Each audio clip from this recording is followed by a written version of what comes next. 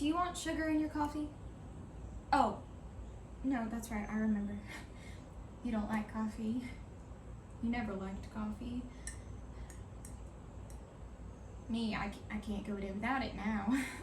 I'll have 2 cups in the morning and then maybe another in the afternoon if it's been a long day. Gotta be careful with that though, because you know how it is when you have too much caffeine in your system. It's like my fingers just seem to get a mind of their own and then start flying all over the keys and start to get spelling words wrong. And anyway, do you need sugar in your coffee? Sorry. I can fix you a cup of tea if you'd like instead. Or I can get you a glass of water.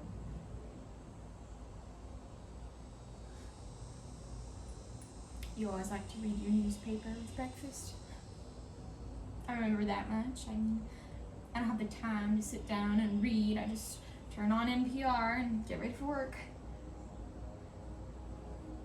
Speaking of work, I phoned the office and asked for the day off. I thought you might like to get somewhere and talk things over. Of course, we could just talk here. Or not. We could always take a walk while we talk. And they dug up those woods where we used to go walk in the afternoon. Build a subdivision. Nobody lives there yet. The houses are all overpriced, but other than that, nothing much has changed around here. Nothing much ever changes, but you already know that. Probably part of the reason why you left, isn't it? Old Hick Barnum from Creek Street got a dog in January. It's one of those little yippy dogs that looks more like a cat. Whatever it is strong for its size. I'll be driving over to the post office and I'll see them going down the sidewalk with that dog just yanking Hank's arm off. Don't know why he got a dog at that age. I guess it could scare off the burglars. Not that there are ever burglars around here. Oh, and Jess Henley opened an ice cream parlor right off of Main Street. She finally talked that Delancey man into selling his property. I thought he was just going to hold on to that store until the cows came home. It was getting to be an eyesore, but just thought it might be a good idea to clean it up, give the kids somewhere to hang out after school other than that old gas station off of 218. But I don't even know why I'm telling you about all this. You don't care about all this. Just moved here 6 years ago, and that was after your time.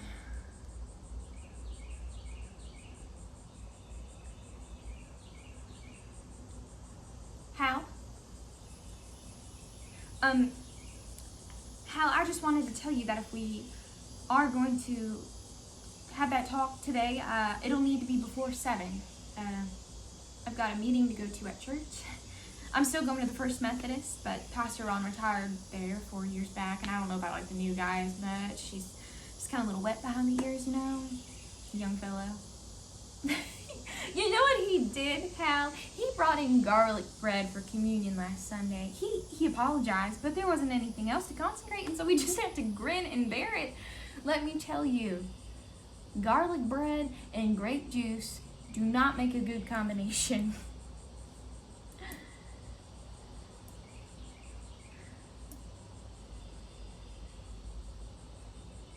Ooh. How can I see that page when you're done? It says on the back that there's going to be a meteor shower tonight. I had got to phone Jimmy and see if he'll be able to see it from his house. He always loved the stars. You should remember when he was little how he used to talk about growing up to be an astronaut. You got him that picture book of Buzz Aldrin for his 7th birthday, and he read that thing until the pages started falling out. I had to tape it back together for him. He never did grow out of that phase. Did you know he took an astrophysics course in college just for fun? It was an elective his senior year, so I saved up and I bought him a telescope when he graduated. It was one of those cheap beginner ones, but it's better than nothing. He came home for the summer after he graduated while he was looking for a job. We'd go out in the evenings. He'd show me how to look through the telescope, tell me about all that we saw. I remember we were looking at Venus one night, and he said that is the only planet in the whole solar system named after a goddess. And I don't think I had ever thought about it before, but he's right. All the rest are named after the Greek gods, or the Roman gods, I don't know, but Venus is the only girl. And she doesn't have any moons, so she's just up there on her own. Jimmy said it always made him sad, thinking of her all by herself. He said she must get lonely. I think she probably does.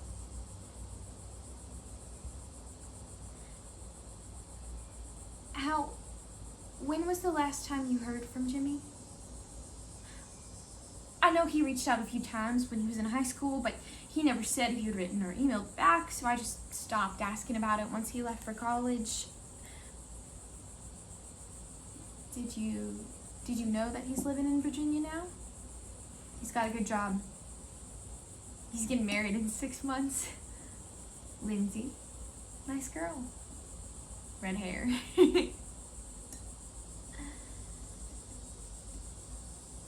Did Jimmy invite you to the wedding? Hal? Did you hear me? Hal, our son is getting married. Harold? Harold, will you put the newspaper down and for once in your life, just listen to me? I'm sorry, I didn't mean to snap at you. Actually, no. I don't think I'm sorry. I'm not sorry. But you should be. You should be sorry for leaving us. You should be sorry that I had to explain to Jimmy that his dad wasn't going to come home, all the while making sure he never caught me crying about it. You should be sorry that I had to listen to our neighbors tiptoeing around saying, "Oh, poor Marlene. You know her husband just up and left her with that hairdresser and moved away up north. And then with a 9-year-old boy too. Oh, how is she going to manage?" And then I'd hear some of our old friends say, "Well, I always thought that Harold was a bad penny." But some of them would say, "I wonder what Marlene did to make him run off like that. Wonder what Marlene did."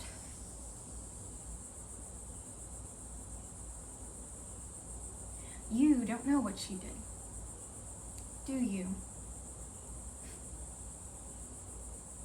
She got a job. A good job. She bought a house. She raised Jimmy all by herself, and she put him through college. She learned how to live on her own for her first time. She gritted her teeth and ignored the gossip and just moved on with her life.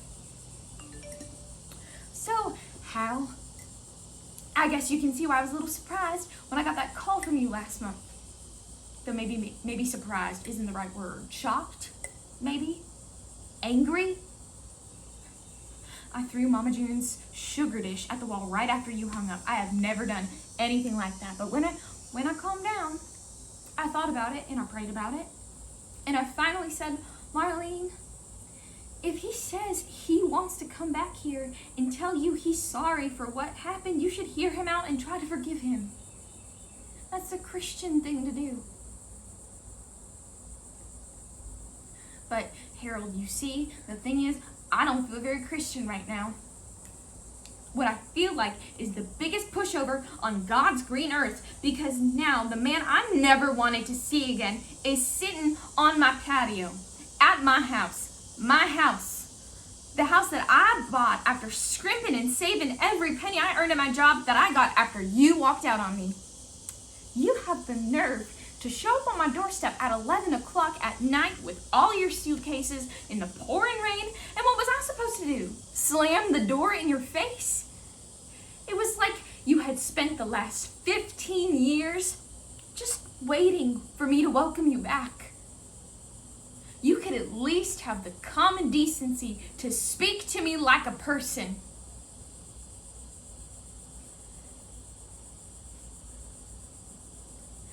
I guess some things never change. I don't blame Diane for kicking you out. So, let me tell you what's going to happen now. I'm going to go call my boss and tell him I'm coming in to work after lunch.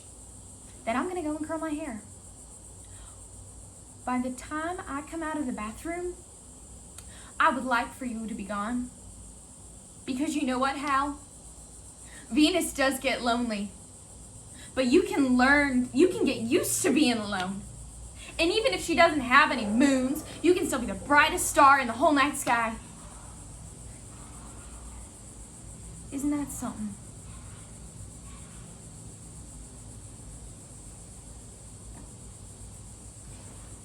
You can put that plate in the dishwasher on your way out.